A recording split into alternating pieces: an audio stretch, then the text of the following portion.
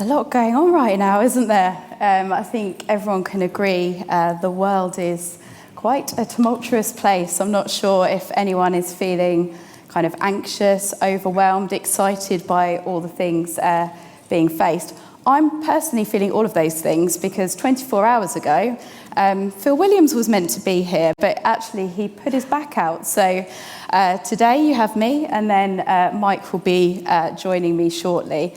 And really what our session is aiming to do is address some of the megatrends that are really impacting and trickling down to the employee programs that we're all running and the challenges we're facing every day.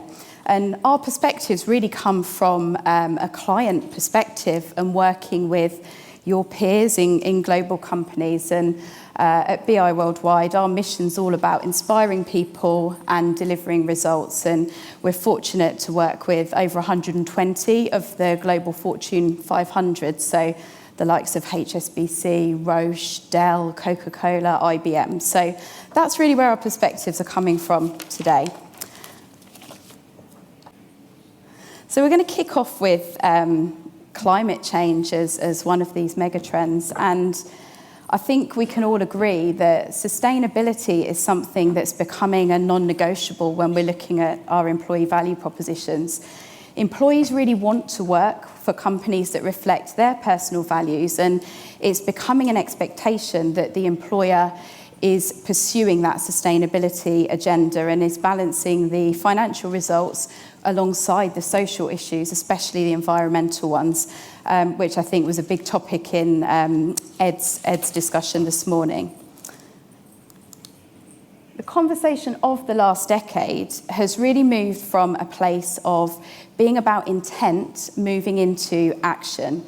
And with our client recognition programs that we're running, they've always been driven by vision and values, but what we're really finding is that it's now being supercharged by a focus on organisational purpose. And you'll see on the screen just some of the client purpose statements that we're faced with every day, and they're becoming fundamental pillars of how we manage reward and recognition programs. And really, all of these purpose statements are being underpinned by that desire to have a stronger ESG strategy and ambitious targets to achieve net carbon zero emissions. And of course, with recognition, there's an opportunity for us to align with this and also support the desired behaviours and values and place a spotlight on the success around achieving those. In fact, only a month ago, one of our global banking clients launched a recognition initiative across 57 countries, which was focused on these ESG objectives. And we've seen nearly 12,000 recognitions made already to support that sustainability strategy. Importantly, all of those recognitions that have been made, we've harvested, which means that all of these personal success stories from around the world can now be shared further to drive those behaviours, those values, those recognitions further, and really make more impact on the purpose statements that our clients are setting out. Whilst we can't address all of the behaviours that are required to fight climate change, many of them are within the reach of employees, and so we are seeing an increased focus on recognition initiatives that drive these behaviours, some of which I've popped on the screen there. So thinking about how we can reduce energy consumption and general awareness of the impact that we can all make in different areas of our worlds. And of course, some of that change, that power to drive change, also sits directly in the hands of of the employer and of HR people, because through the reward and recognition strategies, and therefore the vendors that you will choose to work with, there's the ability to make sure that they're also being, sorry, losing my words. This is why Phil should be here, right? So also looking at recognition activities to support your sustainability strategies, and indeed the downstream delivery of your reward strategy. So things like considering a localized reward strategy where your awards are actually being delivered locally, so they're being able to minimize the need for delivery and transport, but also environmental impact. Just offering vouchers doesn't really negate that responsibility, and it also doesn't engage your employees. Also thinking about how you incorporate experiences into your reward strategy. So minimizing manufacture, packaging, delivery, and also maximizing the personal development and the emotional connection you can give employees with their rewards. And then making sure that the vendors that you work with are committed to the same or greater ESG targets than you have laid out yourselves, and making sure that the commercial model is sustainable and links in with your charitable partners. We've done just this as an example where we've actually used the reward element of one of our platforms to support charities related to the Ukraine through all of our client programs. So moving on to the next trend that I'll touch today, thinking about this shift in economic power. Now, if the world were 100 people, 60 of them right now would be sitting in Asia. At around 1820, Asia accounted for more than half of the world's GDP. Yet by 1970, over 150 years later, it actually became the poorest continent on the planet. By 2017, the E7 countries had already surpassed the G7 in economic power. And by 2050, a century after colonial rule, it's forecasted that Asia will once again provide more than one half of the world GDP and be home to more than one half of the people on this planet. So driven by that growth in these countries, the world will no longer be dominated by a strong Western power bloc, but yet diversified in its power. Unsurprisingly, this shift in power is also having a significant impact on the growth for companies and countries where investments are made. If we take a look at the clients we work with just in the EMEA region, we're seeing a different footprint than we may have seen 5 years ago. If we look at the top 5 clients, again from the EMEA region, 16% of employees are in China and Hong Kong, 13% in India, and making an overall of 41% in Asia. And that's versus only 15% in North America, which is a little bit surprising in the numbers. For decades, the US have held and led a lot of the psychology and design thinking around the areas that we're working on. But that means that recognition programs haven't been landing well in all areas of the globe. So thinking about how we deliver globally, it's required a shift in thinking, but also in infrastructure and positioning around the world. At a basic level, this might mean thinking about your design process more thoughtfully, making sure all areas of the world are represented. For one of our global banking clients with over 200,000 employees, that meant design conferences in 5 locations across the world, and looking at road shows in key areas including London, Dubai, Hong Kong, Sao Paulo, and Toronto. At a more nuanced level, it's looking at an inclusive design process to understand the intricacies of each of those regions. So, for example, if we look at countries such as China and Indonesia, looking at the technology and making sure it's mobile first, having support teams and language speakers in the right countries. So, for example, we have 3 different support teams just within India to cover those 11 languages and make sure that the programs are inclusive. And also thinking about local arrangements for countries where taxes and other currency issues can be in place. So particularly problematic regions are China, India, Bangladesh, Vietnam, and the Philippines. As a perfect example of this shifting mindset and how we can be successful, in China, any digitized platform, you need to understand the dominance of WeChat. The Chinese use this app for absolutely everything, and they have over 1 billion users a month. So this is an example where we've listened to feedback from clients and participants on programs, and we've integrated WeChat into our recognition programs, making sure that we're compliant with the China privacy laws, and indeed bringing recognition and bringing these programs to where the employees are, making sure it's front and center. So with that, I'm going to hand over to Mike to touch on the next two. Thank you.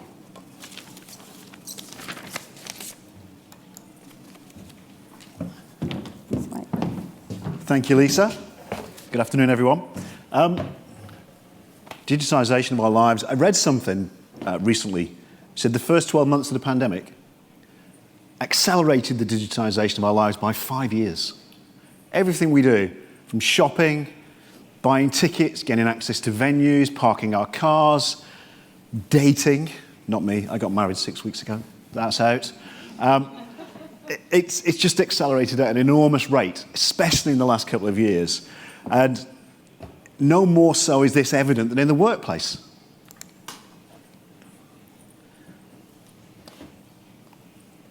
The digitisation, if we hadn't had digitisation of the workplace, we wouldn't be able to work remotely.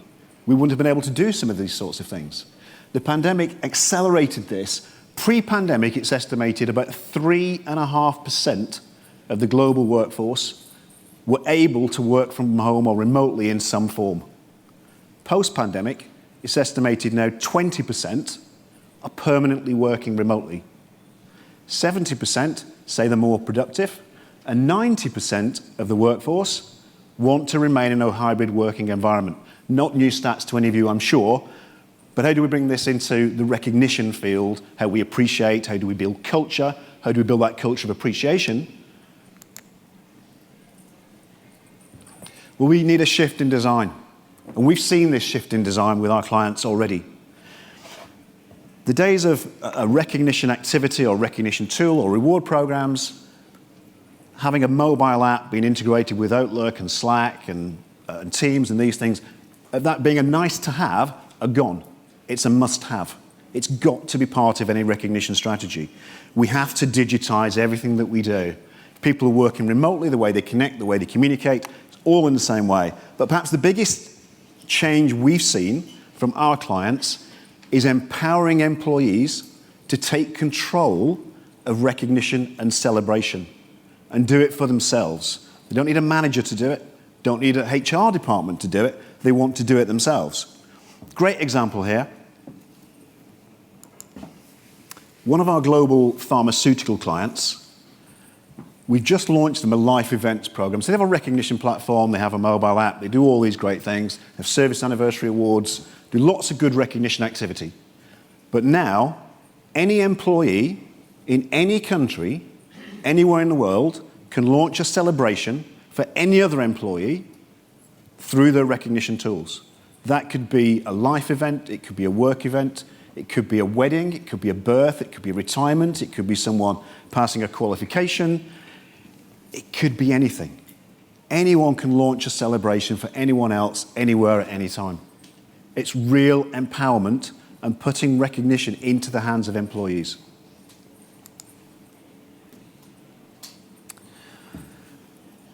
The final megatrend that we wanted to talk about, changing demographics.